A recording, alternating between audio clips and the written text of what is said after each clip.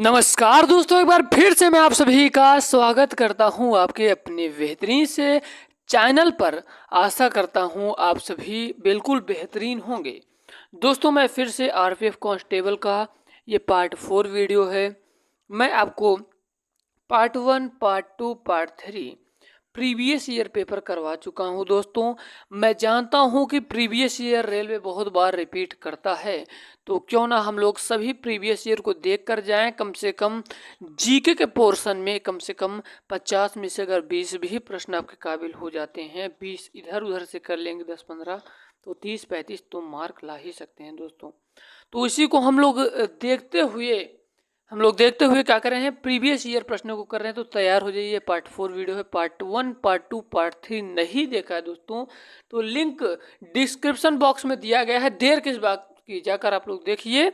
और आप लोग टेलीग्राम नहीं ज्वाइन किए हो तो जाकर ज्वाइन कर लो, वहां पर इसका पीडीएफ उपलब्ध हो जाएगा। पहला प्रश्न है कि खेल में संगठन फीला, अगर यहाँ पर फीफा होता तो फुटबॉल होता। फुटबॉल, फीफा जो वर्ल्ड कप नहीं है वहाँ पर फुटबॉल होता है, लेकिन फीला किससे संबंधित है? तो फीला कुश्ती से है। याद आपको क्या रखना है? आपको दो चीजें याद रखना है मेरे भाई। यहाँ पर दो चीजें याद रखना है। एक फीफा, फीफा है फुटबॉल से संबंधित, और फीला है किससे?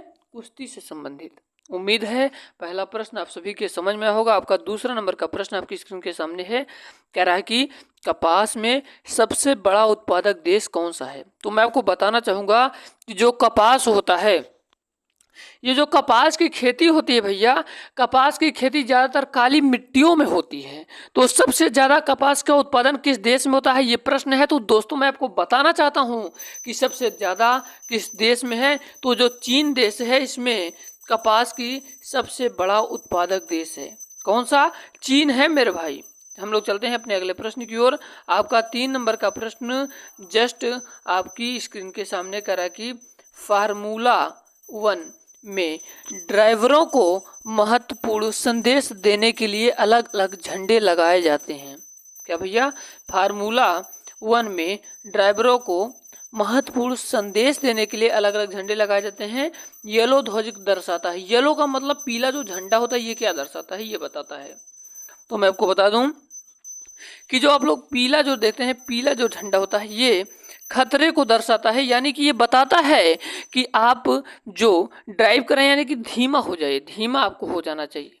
पीला जो होता है ना, पीले का मतलब आज से समझ जाइए, इसका मतलब होता है खतरे को दर्शाता है। और ये क्या होता है? धीमा हो जाइए आप, ये दर्शाता है। हम लोग चलते हैं मेरे भाई आपके 4 नंबर के प्रश्न की ओर। बिल्कुल प्रीवियस ईयर को आप लोग लिख कर रखिए। यकीन मानिए, आप एक नोट्स बना लीजिए, प्रीवियस ईयर को डेली लिखिए और उसको आप लोग ध्यान से पढ़िए। बस आपको कुछ नहीं करना है। आपको यकीन मानिए 20 प्रश्न तो कम से कम उठा ले जाएंगे। आपको वहाँ पर 20 प्रश्न 50 में से आ जाएंगे, और 30 प्रश्न हम लोग क्या करेंगे, एक अलग से स्ट्रेटजी बनाएंगे जब एग्जाम नज़दीक आ जाएगा। ठीक है? क्योंकि हम प्रीवियस ईयर पहले सब कुछ कर लेंगे, यहाँ पर प्रीवियस ईयर रहेगा कंप्लीट। अब बात एक अलग से नंबर लेने के हो, करंट अफेयर, स्टैटिक जीके वगैरह, तो यहाँ पर हम लोग उस पोर्शन को पढ़ेंगे जिससे हमारा ये कोशिश रहेगा कि 50 में से कम 35 से 40 मार्क्स, 35 से 38 मार्क्स के एबव में आपका जीएस पोर्शन 35 प्रश्न तो हो ही जाना चाहिए, तभी आपका आपका नाम आएगा। ठीक है? निम्नलिखित में से कौन सा वन्य जीव अभ्यारण्य मध्य प्रदेश में स्थित है? तो जो वन्य अभ्यारण्य है मध्य प्रदेश वाला, उसका क्या नाम है? वोरी वन्य जीव अभ्यारण्य। ये कहाँ पर है भैया? तो ये मध्य प्रदेश में है, आपका मध्य प्रदेश में है मेरे भाई। आपका नेक्स्ट प्रश्न आपकी स्क्रीन के सामने, आपका 5 नंबर का प्रश्न कह रहा है कि आंध्र प्रदेश का लोक नृत्य क्या है? तो जो आंध्र प्रदेश है, आपको मैं बताना चाहूँगा कि लोक नृत्य पर अभी तक आप लोगों ने हमारा वीडियो नहीं देखा है दोस्तों, तो मैंने 50 प्रश्न लोक नृत्य पर कराया हूँ। नहीं देखा है तो आप जाकर यूट्यूब पे सर्च करिएगा लोक नृत्य बाई यशस्वी योद्धा, तो वहाँ पर आपको मिल जाएगा। ठीक है? आपका अगला प्रश्न है कि आंध्र प्रदेश का लोक नृत्य क्या है? तो ओटम थेडल। ओटम थेडल ये कहाँ का है? ये आंध्र प्रदेश का है, ये आंध्र प्रदेश का है। ठीक है? हम लोग चलते हैं अपने अगले प्रश्न की ओर। कहीं भी आपको दिक्कत हो, परेशानी हो तो कमेंट सेक्शन में कमेंट करिए। इसका पीडीएफ मैं प्रोवाइड करवा दे रहा हूँ टेलीग्राम पर। जाकर आप लोग ज्वाइन कर लो, लिंक डिस्क्रिप्शन बॉक्स में दिया गया है। सेंधा नमक का अपवर्तनांक क्या है? तो भैया सेंधा नमक का अपवर्तनांक 1.54 है। आपका नेक्स्ट प्रश्न आपकी स्क्रीन के सामने कह रहा है कि विरूपाक्ष मंदिर किस राज्य में स्थित है, यानी कि किस जगह है? तो जो विरूपाक्ष मंदिर है बहुत फेमस मंदिर है। ये कहाँ पर है? ये कर्नाटका की मंदिर है, कर्नाटक की मंदिर है भैया। आपका अगला प्रश्न कह रहा है कि बाराबती स्टेडियम में स्थित है। कहाँ पर स्थित है? तो बाराबती जो स्टेडियम है ये भैया उड़ीसा में स्थित है। ठीक है। आपका नेक्स्ट प्रश्न आपकी स्क्रीन के सामने है। एशियाई खेलों 2018 में भारत द्वारा जीते गए पदकों की कुल संख्या क्या है? तो 69 थे भैया।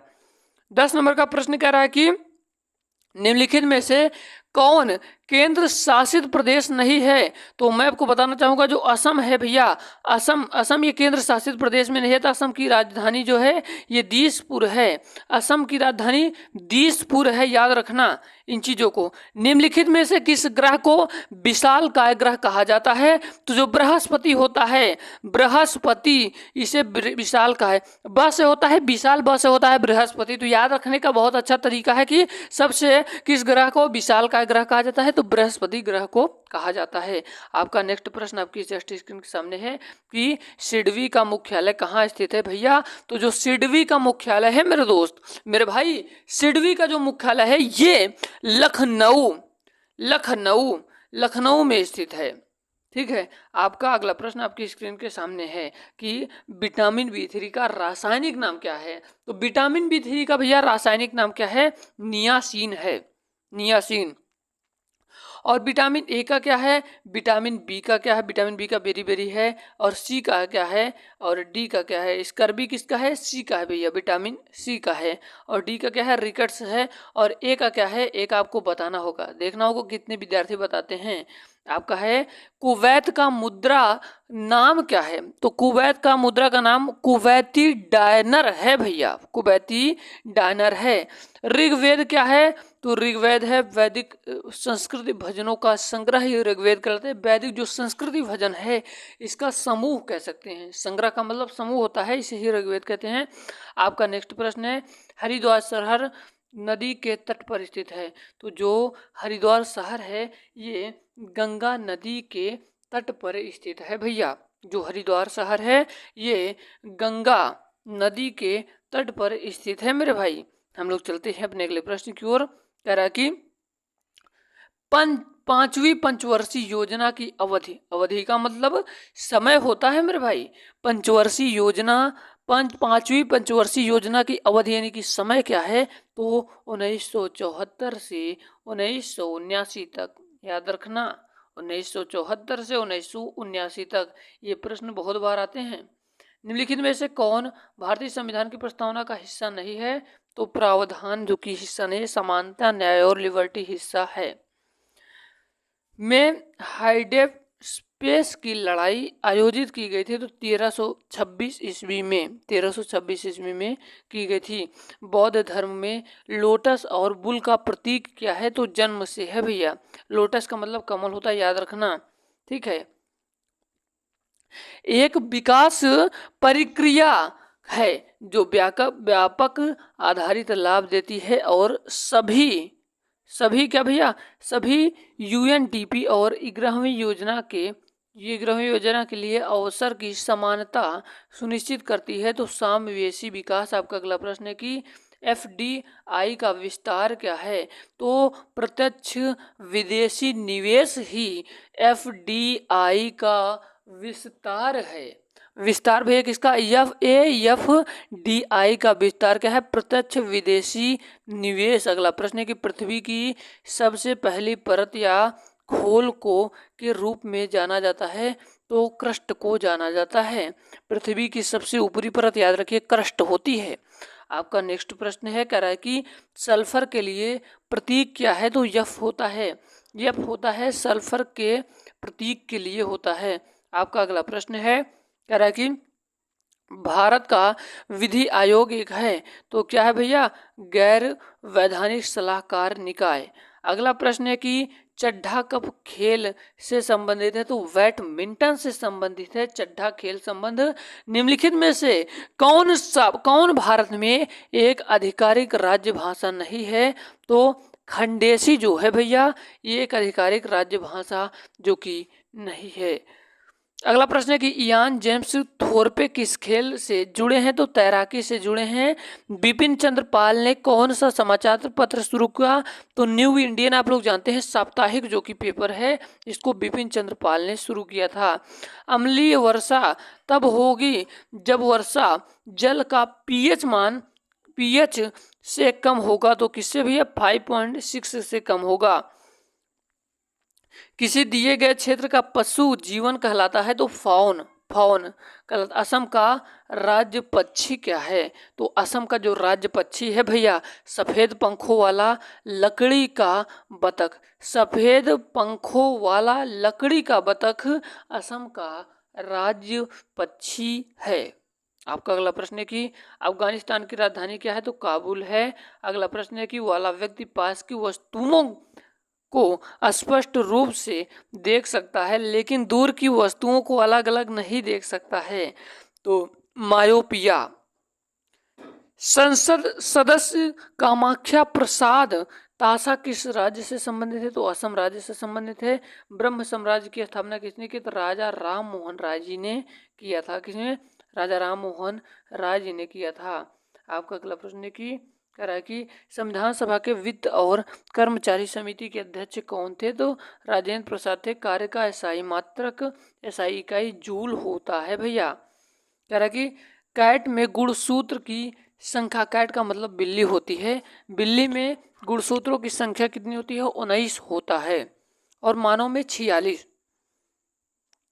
राज्यसभा का अध्यक्ष और उपाध्यक्ष भारतीय संविधान के किस अनुसूची के अंतर्गत आता है भैया? तो दूसरा।